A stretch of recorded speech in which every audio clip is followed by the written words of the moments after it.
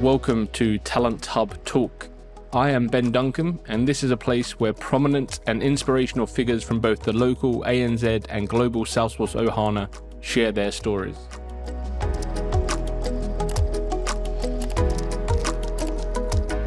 Hello and welcome back to Talent Hub Talk. Today I am going to be going through our 2023 ANZ Salesforce Market Survey. Today I'll focus in on the candidate side of the survey and go through some of the big talking points of what we saw and what the data has come back as, and just give a bit of an insight into what I think about that. I will be recording another episode where we focus on the client side, but for today we'll just be focusing on what the candidates had to say. So this was a really, really interesting survey this year. It's always interesting in my opinion, but this year we had the most amount of participants entering the data, and we got some really, really insightful trends and information. If you haven't already had a read, then I recommend going across to our website. On the main page, there is a tab or a button for the survey, and you can download a copy there. My view on the data we found, I've gone through it. I've kind of picked out some big talking points, and I'll go through those now. So the first one is the contract market has slipped slightly from 21% down to 16%. So currently 16% of Salesforce professionals across ANZ are working in a contract role, which is definitely something I've seen over the last few months for sure. We have seen a bit of a drop off in contract roles. We've seen some contractors more recently moving into permanent positions, and definitely seen a bit of a drop off in contract roles. I think in New South Wales, some of that's been down to recent elections and government departments maybe putting some projects on hold or holding off on hiring for particular projects based on the changes or potential changes in government. So that's one reason why we've seen a bit of a drop off. But on the whole, we do expect the contract market to get back to up towards the kind of numbers we've seen in the past. And long term, I do think there'll be more contract opportunities in the market than we're seeing right now. But that's just one observation that we're seeing that I'm seeing that does correlate with the data we're finding in the survey. 4% of Salesforce professionals are in between roles, which is up from 2% last year. So just one thing I should also add is that this data was collected in February this year. I'm recording this now in April, so obviously there's been a couple of months, but I would maybe say that 4% might be slightly higher now. I have seen a few more people coming onto the market, a few more redundancies being made since February. So 4% of Salesforce professionals are in between roles compared to 2% last year. Probably, I'm feeling that there are more people on the market than this time last year. Over the coming months, there might be a few more people coming on to the market. So it's obviously that kind of does correlate to what I'm seeing and what people have indicated. So I'll kind of watch this space on that one. That's definitely one to see how that evolves throughout this year and into next year. 16% of people left their last role due to remuneration. Only 2% left due to lack of flexibility. So I guess that is what it is. People, especially over the last couple of years, have been moving for increased salaries, and I think a lot of companies have been offering flexibility. So it's not surprising to see people weren't leaving or were leaving because of lack of flexibility. Because I think a lot of companies have adapted and have been offering their staff more flexibility. Interesting to see that remuneration was the driver for a lot of people last year. And again, that's probably something I would have expected to see. 7% of Salesforce professionals have been impacted by redundancy in 2022 or 2023. If we look at the Salesforce themselves, obviously they cut 10% of their workforce. Not every company has been making redundancies, that's for sure. Obviously, a lot of the partners are looking to keep their staff. A lot of customers are also haven't been affected by downturns yet or haven't let staff go. So I think although Salesforce themselves let 10% go across the board in the ANZ Salesforce market, that number comes in slightly lower at 7%, which makes sense to me. Only 12% of Salesforce professionals are expecting to leave their current role in the next 6 months, with 59% expecting to be with their current company for at least the next 12 months. I'm definitely sensing that there is a bit of a hesitancy around moving roles. So it's interesting to see that only 12% of Salesforce professionals are expecting to leave their current role in the next 6 months. It's definitely hard to get people to move between roles at the moment. I think there has to be a really compelling reason for someone to leave, whether that's a really interesting project or an increase in salary, things like that. But people aren't just moving for the sake of moving right now, especially if they're established in their current company. 38% of Salesforce CTAs are expecting to leave their current role within the next 12 months, which is, really interesting. We don't see a huge amount of turnover in the CTA space. So it's interesting to see and hear that CTAs are potentially more likely to move in the next 12 months than they have been over the last few years. So definitely watch this space with movement for CTAs. A high percentage of Salesforce professionals only visit job boards a couple of times per year, although 26% of Salesforce admins look every month, and 16% of Salesforce professionals never look, rising to 46% for Salesforce CTAs. So, I think companies that are just relying on candidates applying to their jobs on job boards definitely don't cover the whole market. They definitely don't have visibility or getting their job in front of a high percentage of the market, if only a high percentage of Salesforce professionals aren't looking at job boards and admins look most frequently. There's a huge pool of talent out there that aren't reviewing job boards and aren't actively looking for work, and they're quite often the candidates that the companies are trying to entice, but really not getting in their role in front of them. So advertising on a job board isn't a end-to-end job strategy. It's just one option, one way of getting your job out there, but definitely not the be-all and end-all if you're looking to attract staff. 23% of Salesforce professionals chose their current role due to work-life balance that it offered. And the second biggest reason for choosing the current role was interesting projects, which was the main draw card for 19% of candidates. So I think it's interesting that 23% of candidates chose their role for work-life balance. I think we've seen that over the last few years that's definitely becoming important.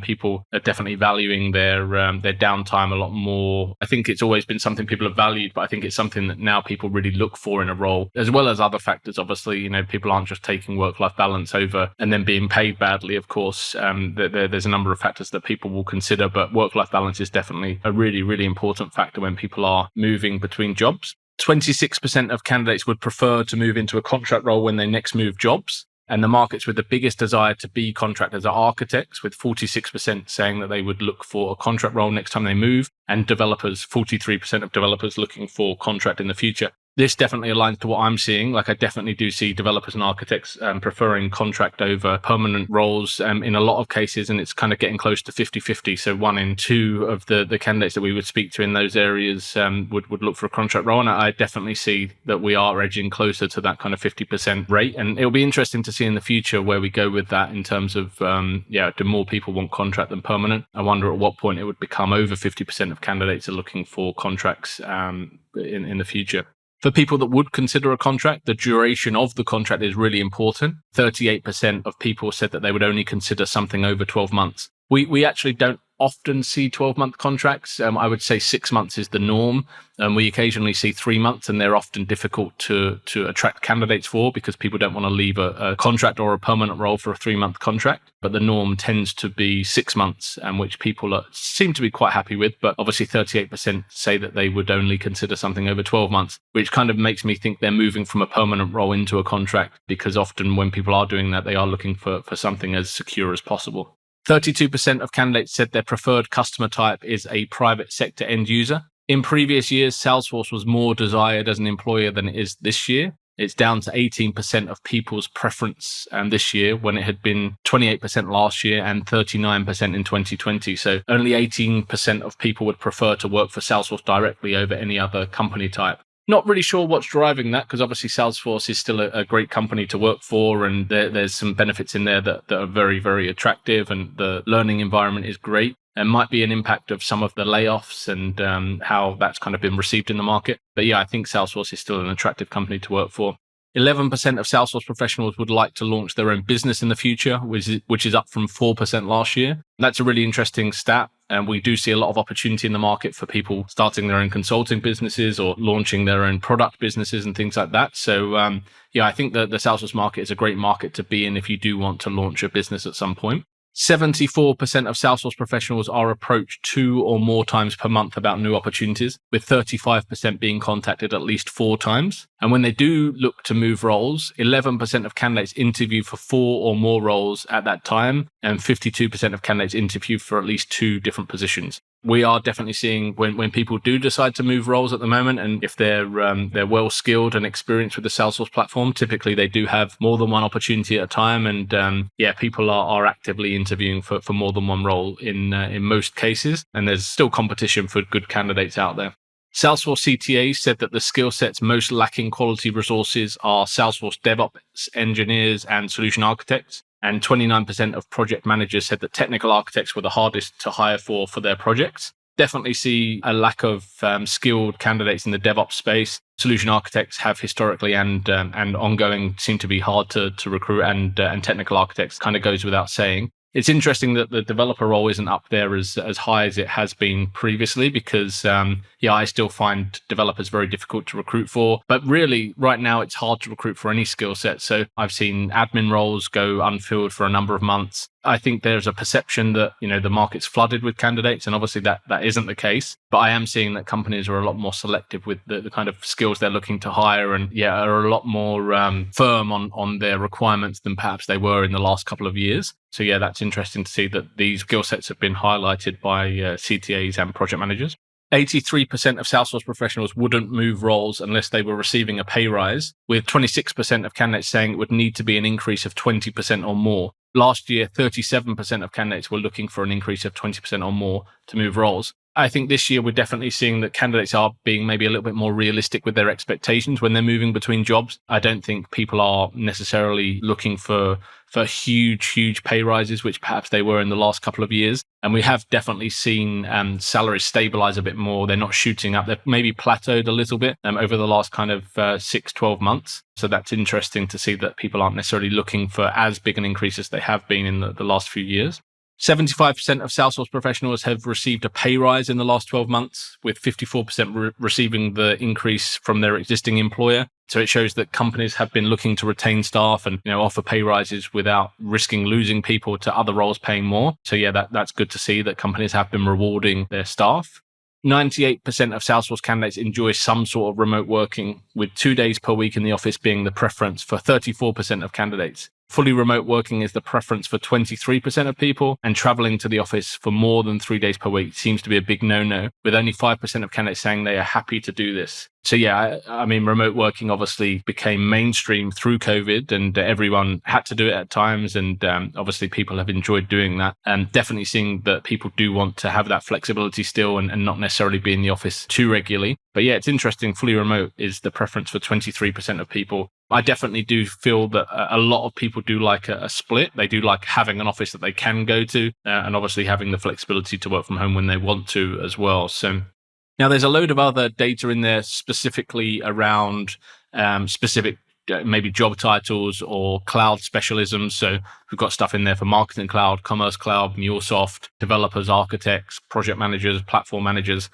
So I'm encouraging you to check that for yourself and look at the job titles or clouds that you're most interested in. There is a huge amount of data in there this year, and I think a lot of valuable data, but rather than going through each of them, I encourage you to check that yourself and focus in on the areas that are of most importance and value to you. I will be releasing a second podcast soon, focusing in on the client side, like I've said. I'm also looking to do some really interesting data gathering around salaries. I feel that a lot of salary surveys are pretty useless, to be honest, and I'm keen to create a survey that's going to really give some valuable insight into why some people earn more than others, in terms of, is it down to how many certs they have, how many years of experience, where they're based, and how many days they are in the office, if they have other benefits that are included in their package that kind of mean that the salary is a bit lower but the benefits are added. So there's a number of things I'm looking to really strip back and understand. So keep your eyes peeled, because you hopefully will get an email from me in the not too distant future with some other survey questions that I'm looking to gather. And I'd really welcome your input on that as well. If you've got any concerns around providing data like that, and you think other people will as well, then I'd love to hear from you, because obviously a data gathering around salaries it's only really meaningful if we get a lot of people that give that data. So keep an eye out for that, and I'd welcome any comments that you might have on that as well. Hopefully you found this year's survey interesting. I know for us, it was really, really interesting to get all of this data, and the feedback we've had so far has been great. So welcome any other feedback you have, and yeah, hopefully you're enjoying the podcast still as well, and always looking for feedback and ways we can improve, or potential guests you'd like to hear on the podcast. So would love to hear from you, and thanks again. Thank you very much for listening. I hope you enjoyed the chat, and if you did, please make sure you have subscribed for future episodes that are coming through. I would also be very grateful if you would consider leaving a review on your chosen podcast platform, as 5-star reviews will help us to reach more trailblazers from across the world. I look forward to sharing another episode with you soon, and thanks again.